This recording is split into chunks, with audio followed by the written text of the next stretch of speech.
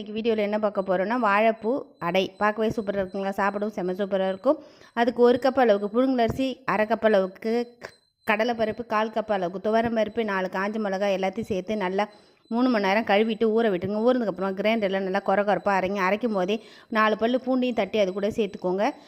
சோம்பு 1 ஸ்பூன் சேர்த்துக்கோங்க. சேர்த்துக்கிட்டு நல்லா கொரப்பாக அரைச்சி எடுத்துக்கோங்க. இதுக்கப்புறமா வானல் வச்சுக்கோங்க. வானலில் எண்ணெய் சேர்த்துட்டு கடுகு, உளுத்தம்பருப்பு, சீரகம், பெருங்காயம், வெங்காயம், கருவேப்பிலை எல்லாம் சேர்த்துக்கோங்க. கூடவே வாழைப்பூவை நீட்டாக அதான் குட்டி குட்டியாக கட் பண்ணி சேர்த்து 1 நிமிஷம் வதக்கி எடுத்துகிட்டு நம்ம அரைச்சி மாவு கூட சேர்த்துக்கோங்க. சேர்த்து நல்லா ஒரு கிளறுங்க. உப்பு தேவையான அளவு சேர்த்துக்கோங்க. நீங்கள் வானல்லையும் ஊற்றலாம், தோசைக்கல்லையும் ஊற்றலாம். நான் இன்றைக்கி குழியான வானலில் ஊற்றினேன். நல்லா மொறுன்னு இருக்கும். அப்போ தடிமனா பாருங்கள். இந்த மாதிரி ஊற்றி 2 பக்கம் செவத்தை எடுத்து சாப்பிட்டிங்கன்னா அடடா சூப்பராக இருக்கும்.